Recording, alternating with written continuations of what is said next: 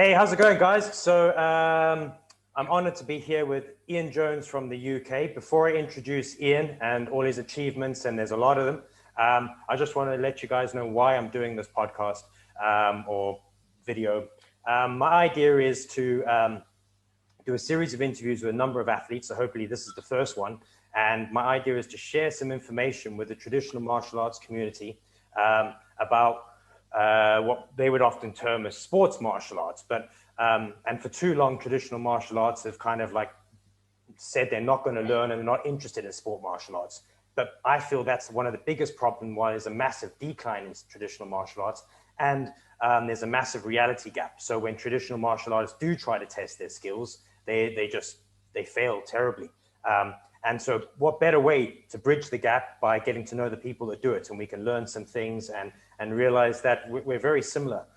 And some of the guys that I've met in wrestling and jiu-jitsu really have such an awesome outlook that they have that traditional mindset without even realizing it. So let's get cracking into it. Ian, welcome. Thank you very much. Well, welcome. All right. Yeah, not too bad. Hopefully everyone can understand your accent and my accent. Yeah. We might have to do like a little clips over with writing. Definitely with me. So Ian, let's start out straight away. How old are you? I'm 41, coming up to 42. 41. So you've been in the game a while, man. Yeah, long time. What are some of your achievements? Like I know you've, I was there when you won the catch wrestling world championships, but I mean, you've won a load of stuff. What's your major achievement? I've been on, let me think. Obviously I started off with striking. So like my main background really, everyone thinks I'm a wrestler, is like striking arts, like Thai boxing, kickboxing and boxing. That's what I started with. So when I was younger, I think I was like 14, 15, I think it was two or three like British kickboxing titles. Then I got bored of that, got into boxing, and like just had like probably about 10 amateur fights. Got bored of that then, so then I got into Thai boxing, and I represented England at World Championships in Thailand. It didn't go as well as planned. I lost my first match, probably just down to like youngness. I wasn't like ready for that type of thing. And then same year, then I competed again in Portugal in European Championships and got bronze medal. To be fair, and to be fair, I could have probably got silver medal, but me at the time I don't think I was psychologically ready. Do you know, like I was a bit young-headed. Yeah, didn't believe in my ability.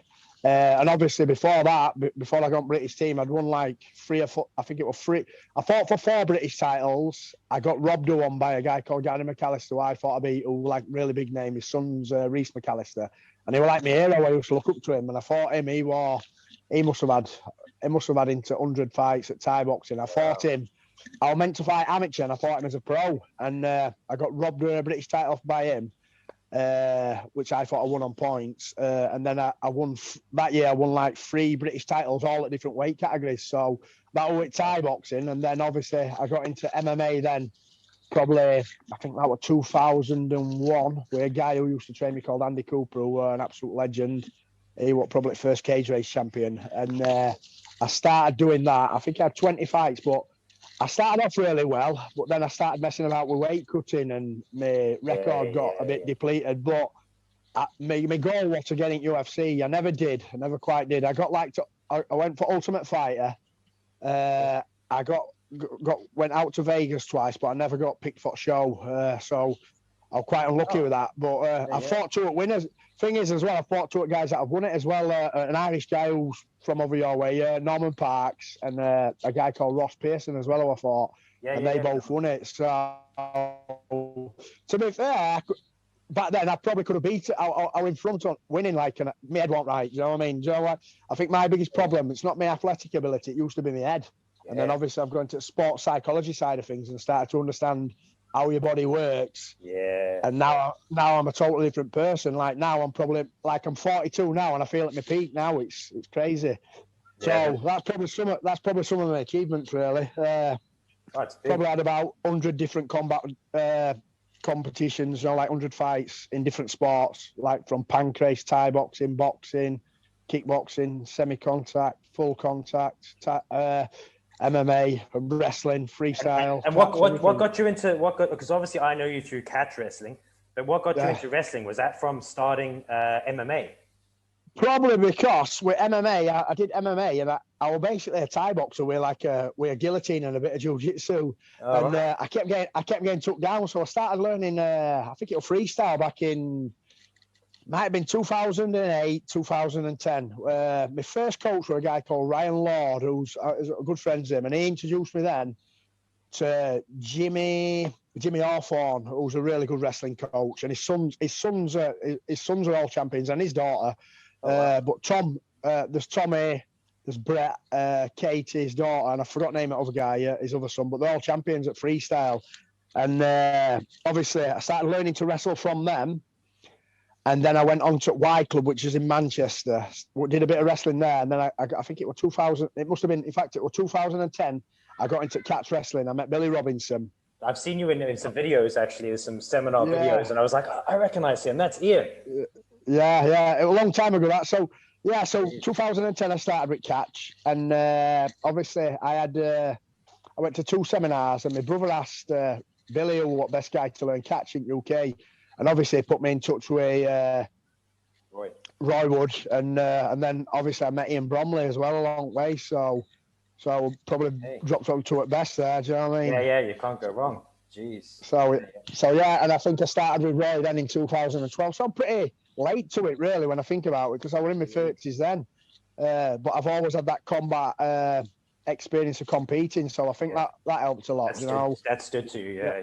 Stood, yeah, and I've always grappled and stuff like that, so it sort of helps you. I think it was just getting used to rule set with pins and that, because I've never really thought about pinning people and stuff like that. You're a black belt in jiu-jitsu as well. Yeah. My coaches are Darren Allen Curry. They're under Chris Outer, so yeah, they're really good coaches. They taught me a lot. And did you start jiu-jitsu before you started catch wrestling? Or? Yeah, I started my first grappling experience with a guy called Andy Cooper, who was like an ex-doorman and a boxer and things like that. And he got me into the grappling arts, probably 2001. They were a skinny guy, and he used to throw us all over and beat us all up, probably the toughest man alive. So got into it, met him, then I met Paul Murphy, my jiu-jitsu coach, Neil Owen, Neil White, and then I've had some really good Thai boxing coaches like Steve Adams, who was my really good Thai boxing coach. Obviously, he's passed away at 14, but he was phenomenal. So I've been lucky to have some really good coaches and really good training partners. And then obviously, I've had Roy and Jimmy and all sorts of wrestling coaches, and Dale Murray from Y Club. So I've dropped on really. Ben Poppleton. I've been about a bit, Joe. Yeah. So anybody watching this, we can really be sure that you know what you're talking about anyway. You've been around the block, you know. Yeah. I suppose I'm a bit of a gym slag. And apart from obviously then your martial arts, what's your like daily routine like now? It's nuts. Well, when everything's normal, I've got about 5 jobs, so I work a lot. But what I've done, I've probably modeled my lifestyle around my sport, if that makes sense. Because obviously my main job, I work for council, but I work in gyms, teaching stuff like. So your qualification as a trainer, like a fitness trainer. Yeah, so obviously I know you're into kettlebells, so I teach kettlebells, spinning, stuff like that. And then obviously I'm in gym, so I teach a lot of classes, circuit classes and things like that. So when I'm in gym, I have that as my strength and conditioning. So I'm lucky in that sense I can train around it and I have my classes for that. Okay. Then outside work, I teach my martial arts, just various martial arts, whether it be boxing, Thai boxing, wrestling, jiu-jitsu, whatever they want to learn. But I do PTs as well. So I'm probably doing about 15 to 20 PTs a week as well, group PT. So obviously I'm joining in with them a lot. So I'm training stupid with them.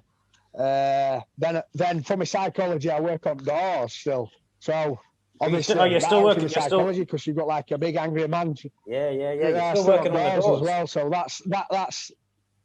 that started back. So obviously, I'm around psychology side of things, so you're around that aggression and things like that. So it's all intertwined, and then I do sports therapy as well. So sports therapy, that's around, and everything I do, it's like modelled around my life, you know, and my martial arts. So I'm a bit of a geek, really. No, yeah. So that's what I mean when I say to people with traditional martial artists, they often say it's a lifestyle, and I'm like, yeah, but you haven't. If you listen to somebody who competes and you listen to, they're like, yeah, man, you're living a more traditional martial arts lifestyle than most traditional martial artists I knew. You know, you're really making a lifestyle out of it. You know, blind. To be fair, I have lots of martial arts that saved my life. Just like when I was younger, I was a bit of a tearaway. You know, like I wasn't a bad kid, but I wasn't the brightest academically, and I was misguided. Obviously, I came from a good family, and my mum and dad and that worked, and my brother and things like that. But I was easily led, and I was going to go down drug route.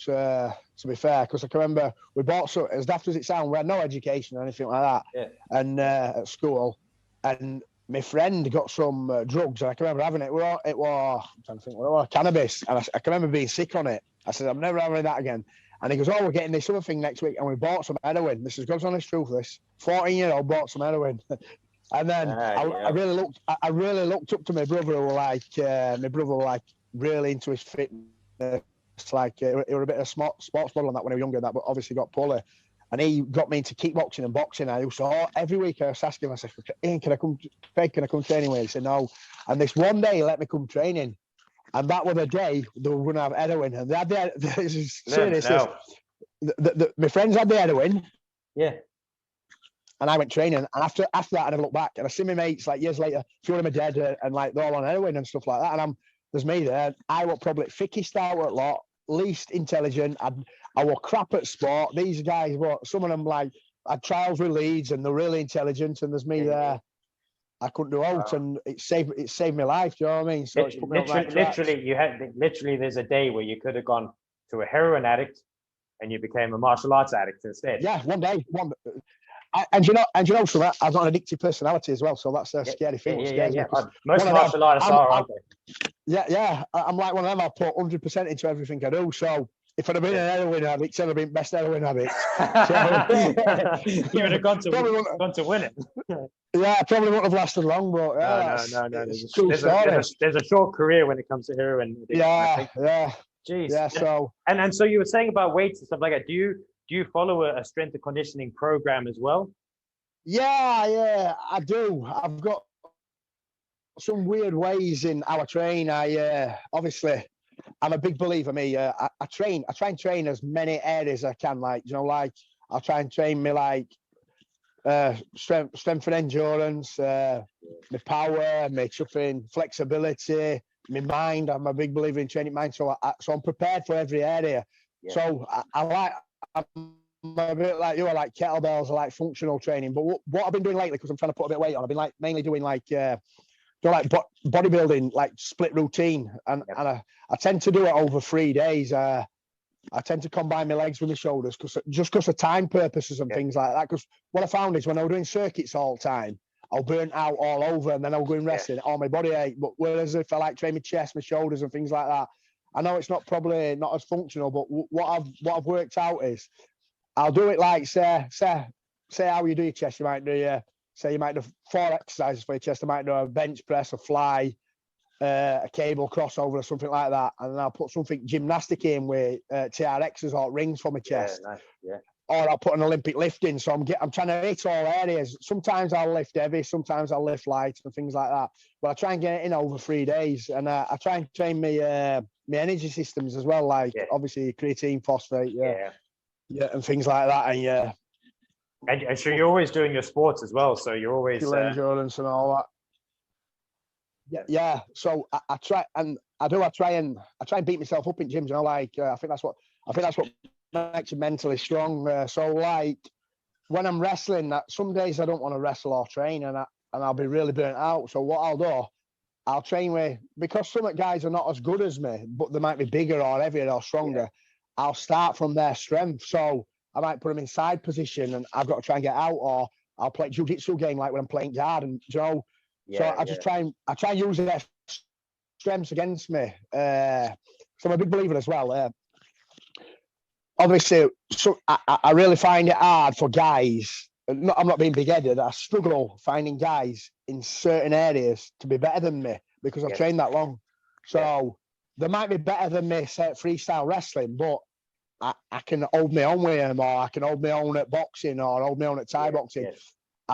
So that's why I compete at different sports and things like that. So it takes me out of my comfort zone. But what I tend to do, because I'm struggling to find guys, I've got a lot of guys I train with are big 18 stonners, and some guys are really technical boxers, like pro boxers. So what I'll do, if a good pro boxer comes down, I'll just box him. If a good Thai boxer comes down, I'll just do Thai boxing with him. So it's taking me out of my comfort zone. So it's you want them to work their strengths against you. Strengths against me. So then I know I can survive in every aspect of area. And obviously the reason I train, like a lot of people think it's not for pride or ego. I like to test myself, like, mentally. You know, like, I think if I ain't got a goal, I just feel like I'm just drifting away in life and things like that. So what I like to do is just test myself all the time. So I like just stupid things, like I like, say if I haven't slept for 3 hours, if I've only slept 3 hours, I'll have a really intense training session just to, so I can perform on a bad day, or if I'm poorly, I'll train just so I know it's a bad thing to do, but I know I can compete. I can compete on my side. I know when I get a good day, it'll be easy, won't it? It never is a good day, but you've experienced it before in gym, you know, and that's why I sort of do what I do. And I train as well, specifically. I don't really train for, like, sports martial arts. I train for, like, obviously, because I'm a bit prehistoric. I believe in survival at fittest, and I think there's always going to be a time when you need to use your martial arts. I'm not saying I'm a trouble causer, but where you've got to protect your family or yourself, or you're going to get into an altercation. So I train specifically, like, for that. Do you know, like when I spar MMA, I might spar with headbutts or soccer kicks to the face, but it's for like real combat situations, not like sports jiu-jitsu where I'm like trying, like, when I'm trying silly things like pulling. I'm not saying there's anything wrong with pulling. Like pulling guard. I'm not. There's nothing wrong with pulling guard, because you're going to get a better wrestler than you who's going to take you down and put you on your back, and it's good to understand it. But I'll spar with guys and I say, right, you can headbutt on floor. Obviously, we've got head guards on, or you can elbow when we've got elbow pads. So we're working stuff like that. So we're thinking differently rather than thinking the sports aspect of it. We're thinking more of the combat side of it. It's more traditional, really, you know, in your mindset.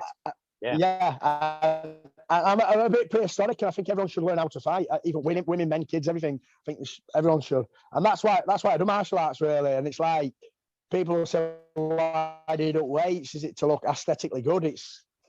That's part of it. That's part of it. What comes with it, but realistically, it's for the violence side of things. I just want to be functionally strong to be able to lift someone up and slam them. I'm prepared. Yeah, that's it for war, basically, and that's how I think. It's like probably wrong way to think, but I value my life, and I think if you don't train to save your life, you can't really value your life. You know what I mean? I try and live by almost like a Spartan lifestyle. So, like, I suppose in a sense, what I try and do, my training at the moment, what I'm trying to do like 3 days a week, some form of like striking. You know, like boxing, Thai boxing, MMA style striking, or like.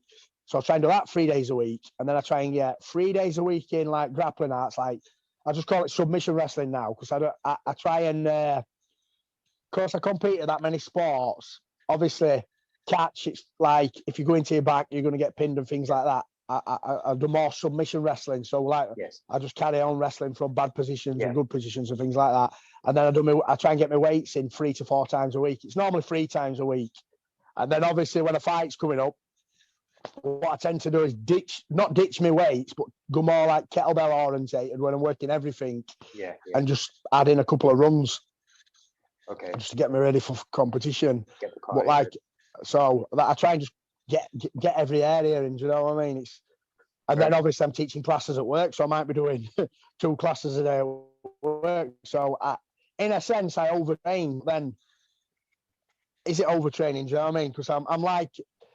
I've always, like, people have told me, oh, you need to peak and this and that. But I think if you listen to your body tells you when you're tired, when to have a rest, doesn't it? And stuff like that. So I'm a big believer in that. Like, if I'm not sleeping and things like that, I tend to know I'm overtraining because I'm like too burned out, and things like that. Or if I'm injured, I tend to overtrain. So I try and work around it or do an active rest. So I've got like a weird way of how I train. To some people, they probably think I'm a bit weird and a bit daft. It's like, yeah. You found what's working. I'm a big believer in this as well. I think, I know my body and I know my mind, and like I said, I had my knee operated on. I think it was 3 years ago, and I've had my shoulder operated, and they told me not to train. I still carried on training through that. I just carried on like doing like single joint exercises, like kettlebells on one side, or just say when my left arm was band, I've just got really good at right crosses and kicking and kneeing. So you can work around things, can't you? I always try and work around things smartly. Do you know what I mean? There's always something. I don't want to get deconditioned. Because I always think that's another thing as well. Everyone's saying to me, "Well, you're old now, you're 42," and I just see it as a number. I just think it's a load of crap. I try and train like I spar with lads that are younger than me, 18-year-old, 25-year-old, that are mentally to be at their peak, and I've never felt outclassed by any of them or outstrength. So if my body's performing right, I know I'm doing the right thing. Can't quit. Sorry. Yeah, so my daughter's there. Sorry. Stuff like that. So I try and train around any injury and things like that. It's probably a wrong thing to do, people would say, but I think you know your body, don't you? It's like you see a monkey in jungle, it breaks its arm, it still moves, lives, doesn't it? It still gets on, it's still trying to get a meal, it's still trying to do this, so life goes on. So you've still got to be performing, haven't you? So that's where I see it. I think that's a really good. I think a lot of people can learn from that philosophy, and just to be able to understand your body and learn to push through when you just stop.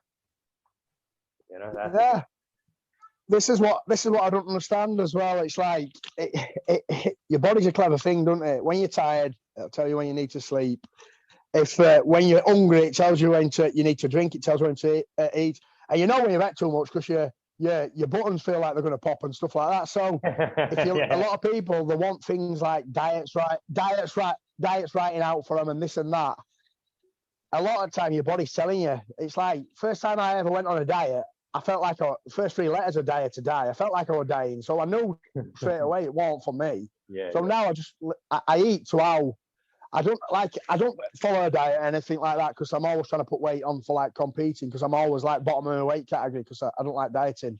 Like I eat basically for calories. I just eat calories. If I want a chocolate bar, I'll eat a chocolate bar. But I know because I work hard, my metabolic rate's going to be fast, so I'm going to burn calories and things like that. And it's like this, 1,000 calories. I know it's not good for you. 1,000 calories of chocolate's exactly the same as 1,000 calories of chicken, isn't it? But I'm not saying go out and eat 1,000 calories of chocolate. But you need the calories. But you need the calories, and like your body tells you if you haven't got enough calories, it goes lightheaded, and you get your blood sugars drop, don't they? So it's a clever thing when you. If you listen to your body, listen to it. But a lot of people listen to the body.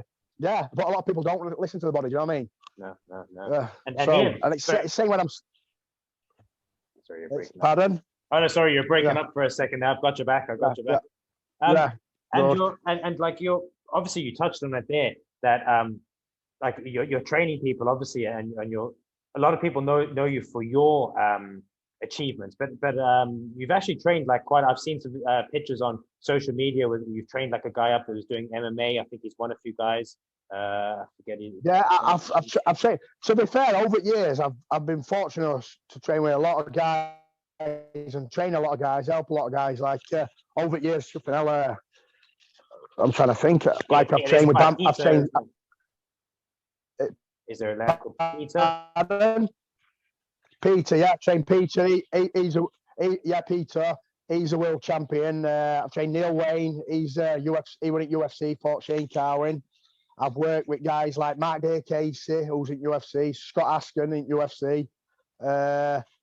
We all used to train at a gym, and there were a lot of us. Danny Mitchell there. He went at UFC.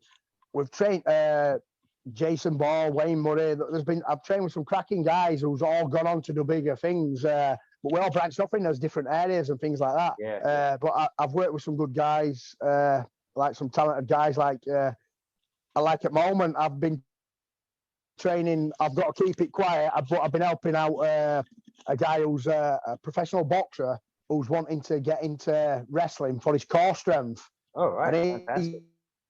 obviously he's coaching at the moment because he don't want anyone to jump on bandwagon. So I've been working with European champion. I've worked with a lot of pro boxers and stuff like that. So it's good, and a lot of BKB guys as well. I've worked with a lot of those, like bare knuckle guys and MMA guys, Thai boxing guys. That's interesting because I was thinking about the boxing. So I've worked with a lot, really. A lot of the old. I've been lucky, Sorry, go ahead, Ian. A lot of what? Sorry. I was just saying. I couldn't hear you then. A lot of what? Can you hear me there? Can you hear me? Yeah, I can hear you. Yeah. I was saying that it's interesting because a lot of the old time. Yeah, I can hear you. Can you hear me? I can hear you fine. Yeah, I can hear you now. I was saying that a lot of the old time boxers used to do some wrestling.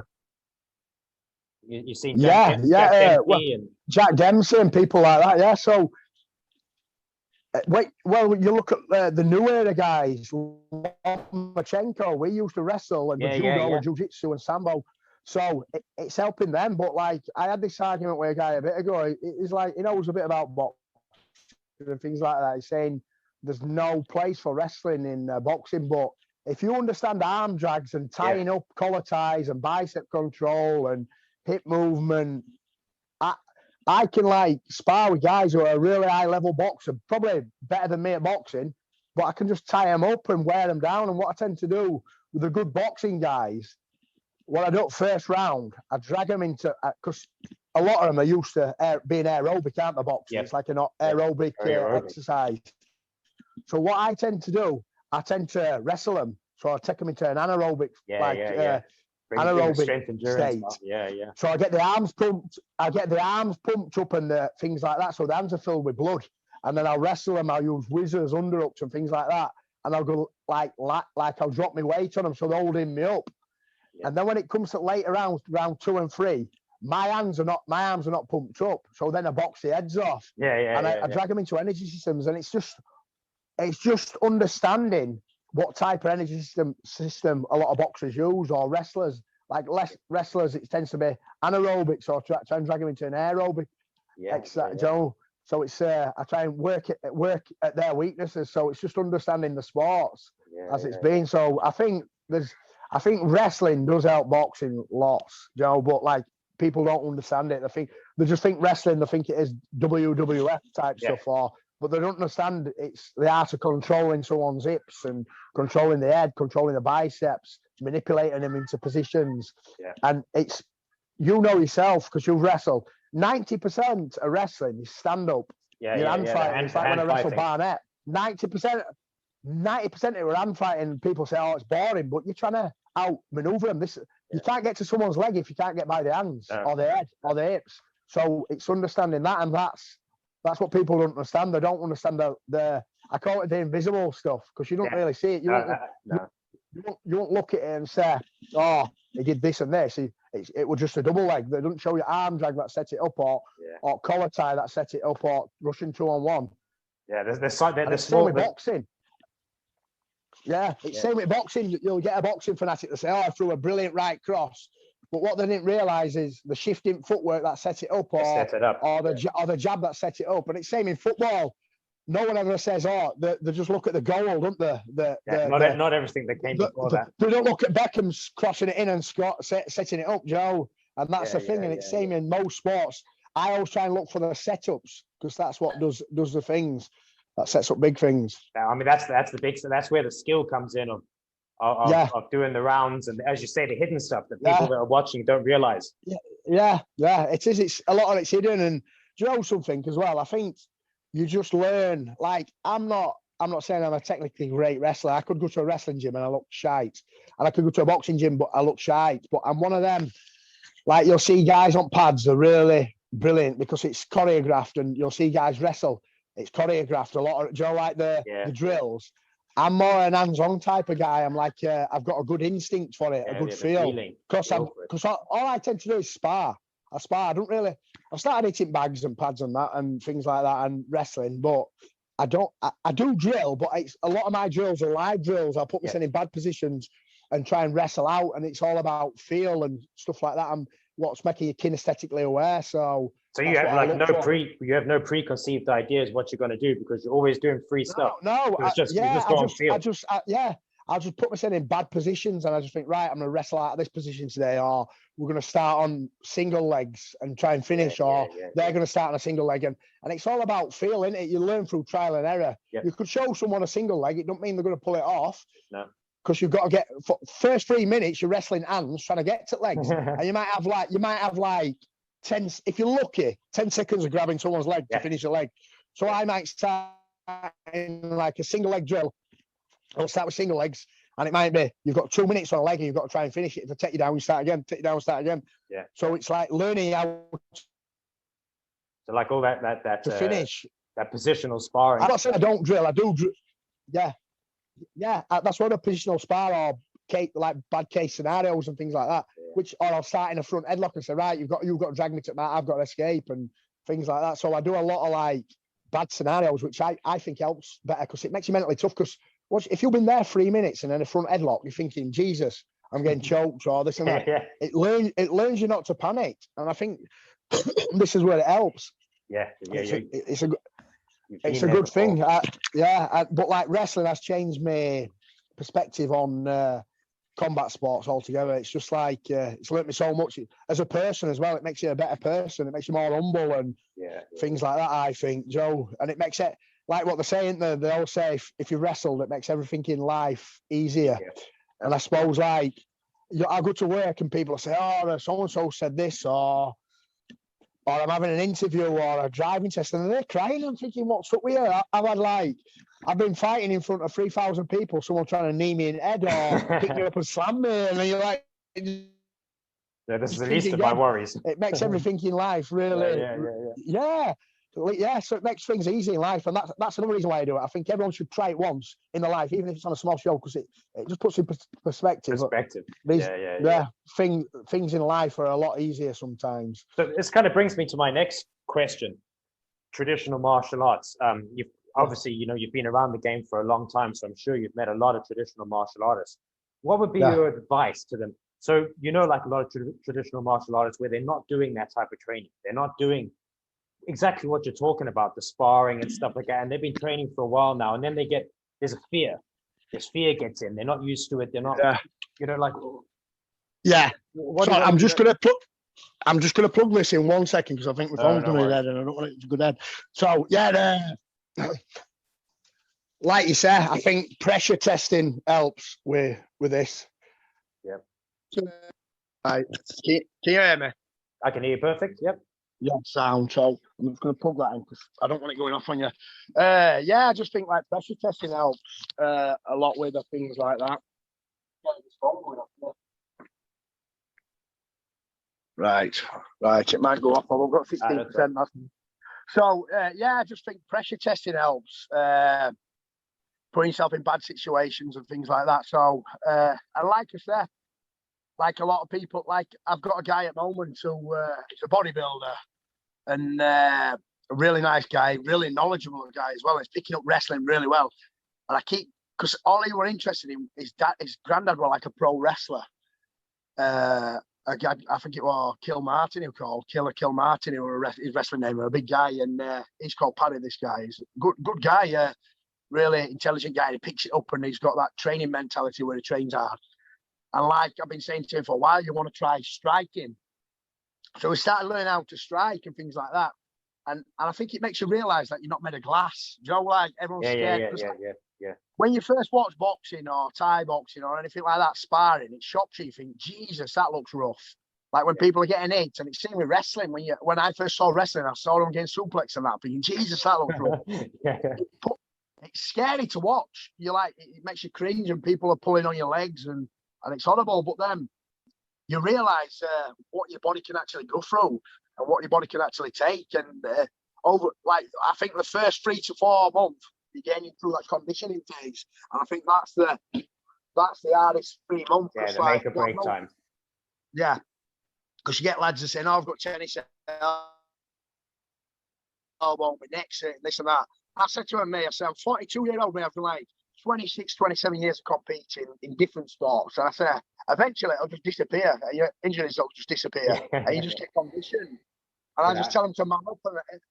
When I first started, sorry, I was going to say when I first started wrestling, my ribs, I could barely touch my ribs for about 3-4 months, and I had Big Chris when I was down in Wigan landing on me, and I mean, there's a bit of a weight difference there, and I was like, geez, like a bit, I could barely touch it, but then, as you say, it just went away. It just doesn't bother me now.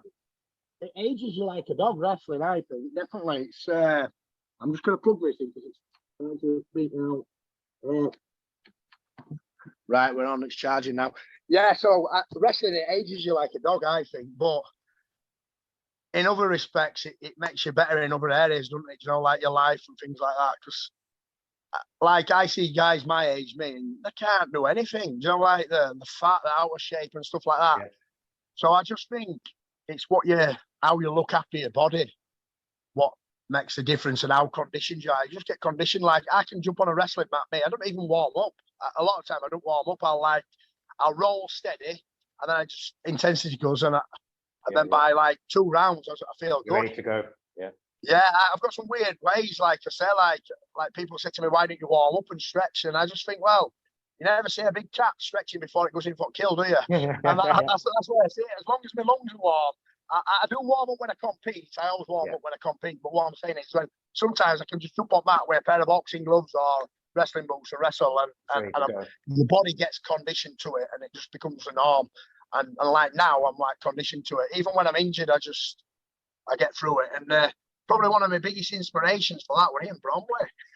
You know, like when you watch him, it's just every day, even his wrestling boots are taped up that they were injured. And just wrestle, and like I'll never forget that time when he got on mat with his knee. He had his ACL done, and he's gone and wrestled. And I just think, if he can do it at 52, what can I do? Do you know what I mean? Yeah. I remember speaking to him in the gym, and he was like, "Oh, my collarbone here and my collarbone there." And then next thing you know, he was up on the mat, and Roy had called us up, and he was wrestling, and I was like, "Jeez," and he was moving like I'd love to move, you know. And he was old like me. I said, if I could move like that, unbelievable. Only way I can explain it, like he used to walk in like a cripple, and then he'd be on mat like a 12-year-old boy. Yeah. He had a psychological game going there, though, didn't he? Yeah. I think he used to lure you in with his injuries. Oh, this guy's gonna move slow or something. Yeah, we're awesome. But yeah, it's inspired me. And same, a lot of my coaches have like that. I've been really fortunate to have some great coaches like jiu-jitsu, Thai boxing, and things like that, and boxing coaches I've dropped on, especially in the area that I live in as well, because there's no light in this area. It's like I live in like a shitty little village, mate. It's like a mining area, a mining community, and everything but boxing and rugby. That's all we had, but it's produced some really good like boxers and things like that. But obviously, Manchester and places like that, it's an hotbed for wrestling. Like they say, there's no wrestling in UK, but trust me, this. It's all in Manchester, Bolton, and Wigan area. Yeah, massive amounts. So we're going to start. What's your goals for the future? I know you had a big match planned with Curran in USA, but obviously COVID that shut that down. Yeah, what's your future plan? That's supposed to happen twice, hasn't it? And first time they were making out as if Roy and Andrea weren't confident in me. But yet they let me wrestle comp, but they were confident in me because they let me wrestle Josh Barnett. So, I want to beat him, and then I'd like to wrestle that. I can't pronounce his name, but he's a really great guy. Quentin Rosen. Is that the one that Curran had lost to in the match? He beat Curran, yeah. Well, I've had, I think it's his friends or his promoter. They've asked me to go to Florida and wrestle him. But obviously, Curran's... It's not upset me. He said a few things to me, and it's like stuck it back in my mind. And I'm like, well, them type of guys, I'm like, I let me wrestling do what Matt. I do know he's a better wrestler than me. He's like physically, like on paper, he's a better wrestler than me. You know, but I think I'm better at submissions. So it makes for an interesting match, you know. And I understand wrestling, but I understand submissions. I know how to break a leg and pull an arm off, you know. Even though a lot of time in the comps in Snake Pit, I've not really won by submissions because I've been fighting more freestyle wrestling guys. I try and like play them at their own game, beat them at their own game. But with him. I'd hunt for submissions with him. So I want to beat him. I'd like to obviously wrestle Quentin, and one of my dreams.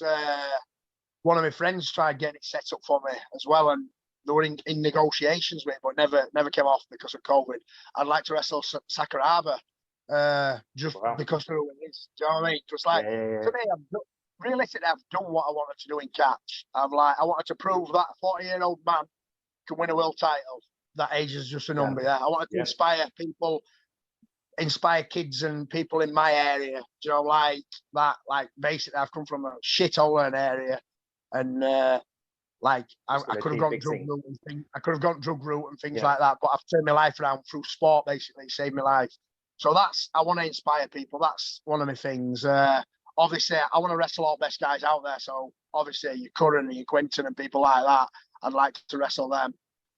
Whether it be in States or in UK, I can't see it happening in UK. So I think I'm going to have to go out of my comfort zone and wrestle out there. But I don't mind. It's just when this COVID's over. But at one point, I was thinking, because I did what I wanted to do. I wrestled Josh Barnett and I got a draw with him, which I'm happy with.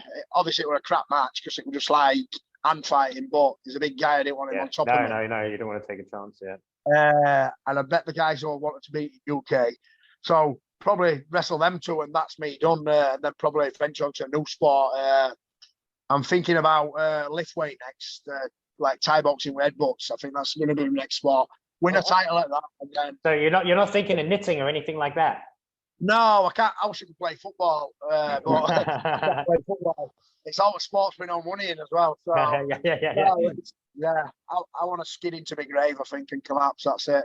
But yeah, I fancy like this lift weight next after I've done what I want to do in wrestling. Obviously, people will be saying, "Well, you're too old and this and that," but these type of people go out drinking and smoking and eating shitty food and sitting on the sofa on the nights. They don't live my lifestyle, you know. Like I live a bit of a Spartan lifestyle. Yeah. It's like on a morning, I'll get up and I'll have a freezing cold shower or a freezing cold bath for recovery. And like people say, "Oh, you're mad," but it's the benefits of it. I'm big into that. Every I've got. As daft as it sounds, I've got a sauna in my bedroom. I'll get in sauna as well. So I'm like a bit of a weirdo. I like to look after myself, you know, in that sense. Don't get me wrong, I'll eat crappy food. I love crappy food, but I just think I burn it off training. So you've got to have some bad vices, haven't you? Yeah, sure. No one has everything perfect. Ian, listen, how do people contact you? Because I know you do seminars and stuff around the country. If someone's like, listen, I like the sound of this guy, I want him to come to my club and do a seminar. How do we get hold of it? Either through Facebook on Messenger. Obviously, there's a lot of Ian Joneses on there. Just look for one with funny ears. And what on the tag on this, I'll leave your details so people can follow you. Message me on Instagram, ianmongoose.com. I think whereabouts? Ian Mongoose at what? .com or something like that. I don't even know what it is. We'll put a link. We'll put a link in the video for you. Whereabouts in the UK? You're not Wigan, are you? No, I'm. It's a little village called South Kirby, so it's like South Kirby. It's one of them things. If you drive into it, you fall off end at will. It's like it's in between Pontefract, Doncaster, Leeds, Sheffield. It's just like a little mining area that's just plonked in the middle. I think it's about 70 miles from Wigan, so it's like. So I'm there. I teach at a gym called Ludus Magnus when that opens back up, and then obviously I train from home. Yeah, Ludus Magnus, and then I teach from home. I've got like a shed in my back garden, which is Shed of Doom, isn't it called? Shed of Doom, yeah. I'm gonna have to come there one day. It looks awesome. Yeah, welcome anytime. Jesus. It's only called Shed of Doom because it was a Shed of Doom with like walls were falling down in, there were nails sticking down, wet mats, dark in one corner. Oh, it was horrible, honestly. But obviously now it's posh now compared to what it was. And Ian, if there was someone, we're going to finish off with the last major question. If someone's new and they were coming to you and they're like, I've done nothing before, what would they expect to get from you apart from getting like neck cranked? Like if they come in and you're going to take a new person into training, what would it look like for them? I'd start by obviously asking them why they want to do it first, because it's an hard sport because you get bad ears and stuff like that. But then obviously I'd teach them like from basics, from grassroots, you know, like teach them smart, you know, I'd teach them smart ways to train. That's another thing, like with guys I train, they've learned in like say there's some guys I've trained for 2 years or 4 years or 6 years. Those that have trained with me in 2 years probably will learn what I've learned in 30 years. Yeah, training, or 20 you can prevent the pitfalls that you went through. I'll show them all shortcuts, but Yeah. It's a bit unfair really, because like I've had to train in all shitty sports all with no mats and stuff like that. But that's what fun part about learning. Do you know what I mean? It's but no, I'd show them all right ways and right people to train with and things like that. Yeah. So yeah, it's not. I'd encourage them to do it as well. I'd encourage them to learn striking as well, and a bit of everything. So very well rounded. You know, you encourage them to. Yeah, you've got to be in this day and age, haven't you? It's like wrestling is the most dominant art, but if you don't know how to block a punch or even ride a shot or take a shot, how are you going to get it to the floor in the first place? And there's like the submissions. It's all right having really good submissions, but if you ain't got a takedown, if you like a lot of guys, I know a lot of guys who are really good at jiu-jitsu, but they don't know any takedowns. And I just think, well, you've got the wrestling's the important bit to me. It's like it's the bit that gels it all together. Understand, like it's the in-between bit. It's the most important bit, because you can dictate if you want to take it to the floor. You can dictate if you want to keep it up. Yeah. So it's the important bit. Whereas I come from a striking background, which I thought were the be all and end all, and it's not. And then I learned to like submission wrestle, like jiu-jitsu, but then I had no takedowns. And then obviously I've learned how to mat wrestle and things like that since, and pretty late on in life. So I reckon if I'd have learned it now, I'd have probably got in UFC, and I reckon I'd have gone for a title run. Do you know, like, but now I'm not interested in it now. I'm too old. But like then I was like thinking, if I'd have known what I know now, Jesus, I'd have been a different person. If I'd have met Roy 10 years before, I'd have been a different person. Yeah, I can believe that. Hey, listen. Yeah, so any beginners, just get a try. It's not as bad as what you look out. No. I think it's worse in your head than what you really think it is. It's like there's that saying, isn't there? What's worse, the tiger in the mind or the tiger in the jungle? It's your mind, isn't it? It's always your mind. That's you know what? I'm going to title that. That's going to be the title of this video, because that's you in a saying. That's in a saying. Yeah. Ian, we're going to finish off with some quick fire questions. This is for a bit of fun, a bit of laugh. So I'm going to ask you a question. You say the first thing that comes to your mind. Yeah. All right. Are you ready? What's your favorite food? Chinese. Okay. What's your favorite word? The C word. What's your favorite band? AC/DC, got a bit. Ooh. Okay, what's your hidden talent? I can knit. I'm really good at knitting. Oh, I said knitting and all. What color is your toothbrush? White and blue. Okay. It's an electric one. Marvel or DC? Marvel. Okay. Name one of the 7 dwarfs. Sleepy. Bang! He passed it. That's it. Ian, thank you so much for joining me. That was awesome chatting to you. I could chat to you for ages, especially about the sports psychology stuff and things. Just your mindset is flipping awesome. You're an inspiration. You've been an inspiration to me. You are too. You know something? You inspired me as well. I always meant to tell you this. And like, you know, like when I think it was Dominic Gillen when you wrestled him, and like I was being cross-faced for nearly 6 minutes. Yeah, well, that's what inspired me. I'm thinking, why you quit it? Do you know what I put it down to? Kettlebell competition, because it makes you mentally tough. Like it's like mentally, it's like just makes you mentally tough. And I meant to ask you, I think like because I can remember you being like cross-faced thinking, God, he's hard as nails him, and it didn't inspire me. And I was meant to ask you, I thought, what got you through that? And I thought it's got to be kettlebells, because it's I tell you, the kettlebells and the lads that I train with, because I got invited to train with Team Rhino in Kilkenny.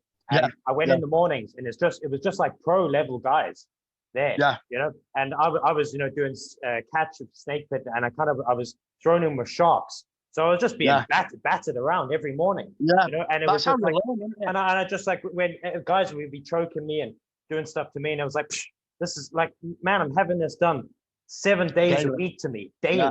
So it was just like, it didn't bother me. I just couldn't get him off me. You know what I mean? Because it was such a level skill, but I was like, there is no way in hell I'm tapping. It's never going to happen. You know, I'm not tapping, and I'm not. And look, I don't agree with the pin call, but look, I wasn't going to win anyway.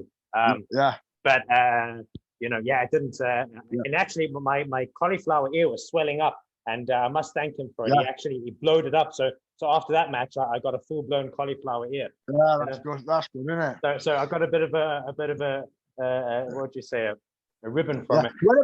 Whereabouts in Ireland you from then? Is it Northern or Southern? Southern Ireland in Kilkenny. Ah, yeah. Because my family's in Northern, Northern. I'm trying to think where they're now. Luton Ards, Belfast area. Belfast, I sometimes go over there. Yeah, I go over there sometimes. I met a guy, a wrestling guy. I forget what's his name now. Irish coach, John O'Rourke. John. I can't pronounce his second name, John. And I met him, and he was a really nice guy. And I said I'd go over again and wrestle with him.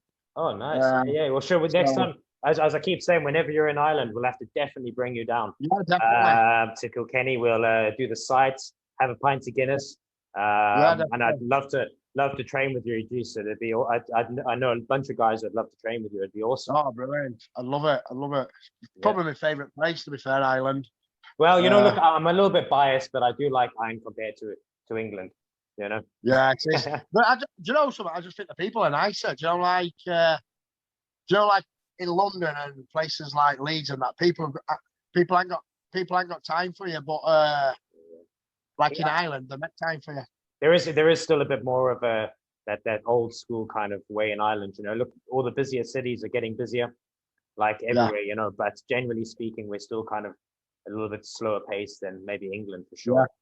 Yeah, they're more chilled, aren't they? Just better people. Salt of the earth, as they say. As my mother-in-law says, who's in Ireland. Listen, Ian, I know you're a busy man, so I'm not going to keep you for much longer. That was awesome. So I'm going to push. I'm going to push stop now.